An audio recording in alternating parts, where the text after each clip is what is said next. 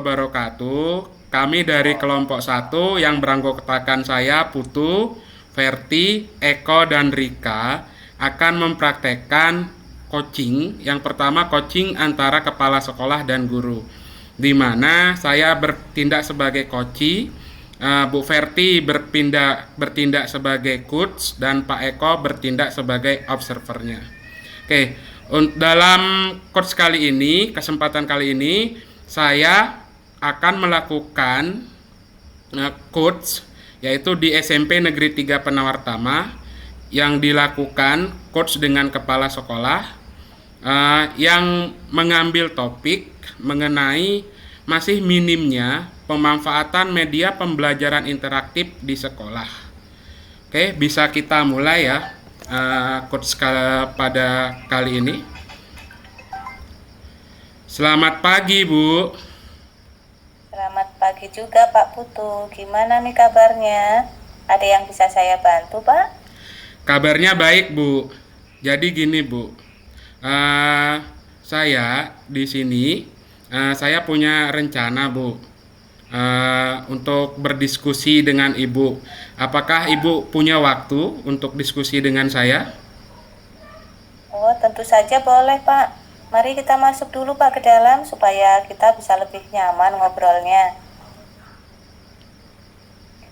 Baiklah, Pak. Tujuan Bapak menemui saya kan ingin berdiskusi ya, Pak. Kalau boleh saya tahu, topik apa ini yang Bapak ingin diskusikan dengan saya? Sebelumnya saya berterima kasih, Bu, Ibu sudah meluangkan waktunya. Jadi gini, Bu, di sini saya akan berdiskusi tentang strategi pengembangan media pembelajaran interaktif, Bu. Wah, menarik sekali ya, Pak, materinya. Apa sih, Pak, yang ingin Bapak eksplorasi tentang media pembelajaran interaktifnya?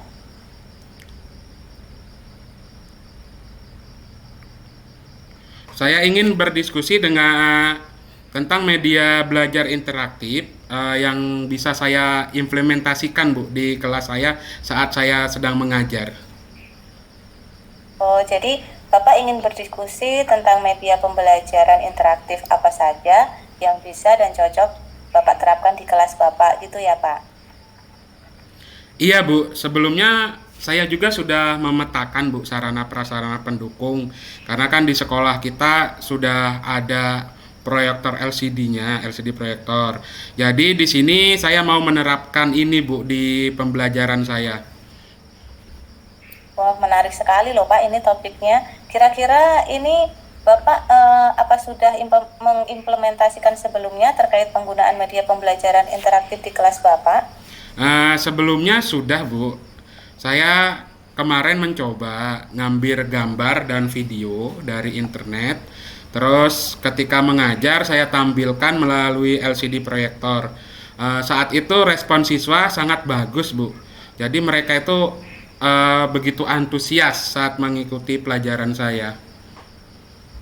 Jadi Bapak sudah menggunakan media gambar dan video waktu mengajar di kelas ya, Pak. Dan anak-anak menjadi lebih bersemangat dalam mengikuti pembelajaran Bapak. Jadi gini, Pak, saat Bapak mengajar dalam kondisi tersebut, bagaimana sih perasaan Bapak saat itu? Kalau ditanya perasaan saya senang sekali, Bu. Saat itu saya kondisi kelas saya jadi kondusif tuh. Jadi tujuan pembelajaran pun bisa tercapai tuh. Dari saya lihat dari setelah melakukan evaluasi, nilai anak-anak juga lumayan meningkat.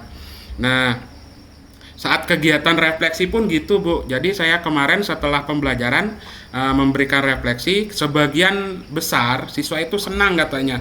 Karena yang pembelajaran yang dulunya mungkin anak itu bosen gitu. Jadi pembelajarannya monoton. Apalagi kan anak-anak zaman sekarang itu kan bisa kita bilang Gen Z lah, yang memang akrab banget dengan teknologi. Jadi kalau kita ngasih dengan video, dengan foto dan video itu, mereka lebih tertarik karena mungkin mereka menganggapnya inilah dunia saya, begitu, Bu. Wah, luar biasa sekali loh, Pak. Saya mengapresiasi sekali hal ini loh. Kebetulan memang di sekolah kita juga kan sudah lama mempunyai sarana pendukungnya, namun belum ada yang memanfaatkan dan memaksimalkan hal tersebut. Saya berharap Pak Putu juga mau membagikan pengalaman ini kepada rekan yang lainnya demi perubahan yang lebih baik. Baik Pak, menurut Bapak, apa yang akan Bapak lebih eksplor lagi terkait pemanfaatan media pembelajaran interaktif ini? Jadi gini Bu, kalau selama ini yang saya lakukan, saya kan baru ngambil begitu saja video dan foto dari internet. Jadi saya belum mengemas sedemikian rupa. Jadi rencana saya nanti saya akan mengemasnya Bu, lebih menarik lagi dari foto dan video itu. Terus saya juga nanti menggunakan media lain yaitu media Canva, di mana dengan media ini saya bisa membuat materi yang lebih menarik lagi, yang targetnya anak bakal lebih senang lagi Bu. Ya, bagus sekali Pak. Jadi Bapak ingin memanfaatkan media Canva dalam pengemasan media ajar supaya lebih menarik lagi. Nah, kira-kira ada nggak alternatif lain yang Bapak setelah penyusunan media ajar tersebut akan Bapak terapkan lagi di kelas? Oh ada Bu, jadi gini Bu, setelah saya buat nantinya dengan media Canva, di kelas kan saya tampilkan Bu, saya tampilkan terus saya juga menjelaskan nanti.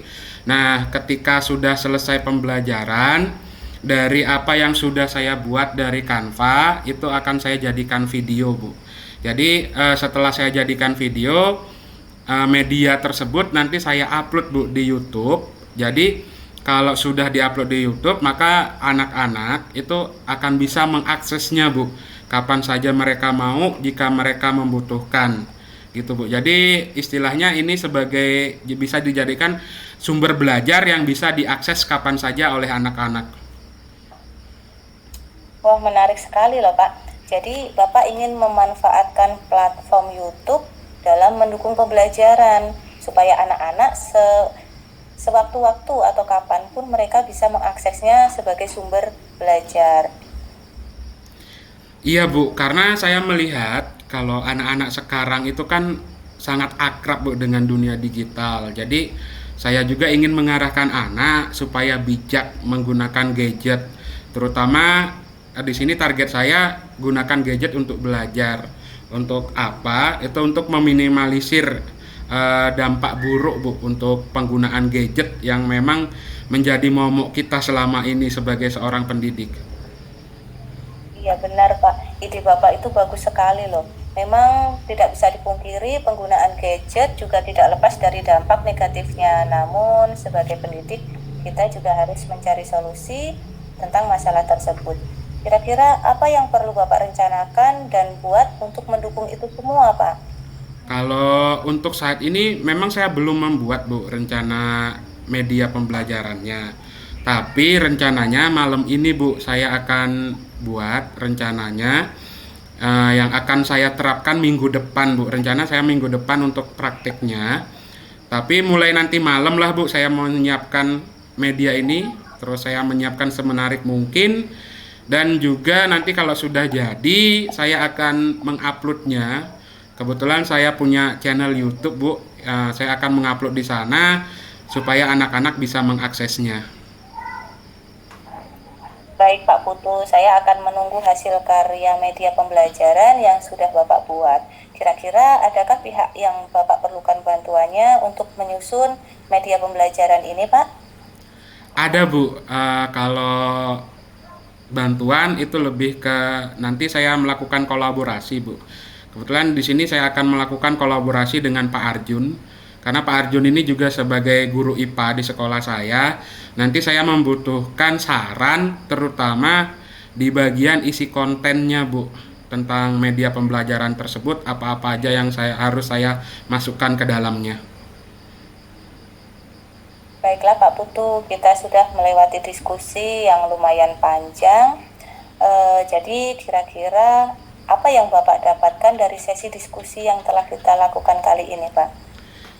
Terima kasih Bu atas waktunya untuk diskusi kali ini. Saya merasa lebih jelas dan lebih bersemangat lagi Bu untuk menjalankan kegiatan ini. saya juga mendapat gambaran implementasi lain dari penyusunan media pembelajaran ini, Bu, yang akan saya terapkan di kelas. Untuk media pembelajaran, nanti malam saya mau buat, Bu, dan besok saya akan berkonsultasi dengan Pak Arjun terkait materi yang akan saya masukkan, dan saya juga udah nggak sabar nih, Bu, untuk memulainya. Wah, keren sekali Pak Putu. Jangan lupa hubungi saya ya Pak, kalau misal Bapak butuh support atau butuh bantuan. Siap, Bu. Terima kasih ya, Bu, ya, atas supportnya. Sama-sama Pak. Apakah masih ada yang Bapak ingin tanyakan terkait dengan rencana Bapak kali ini?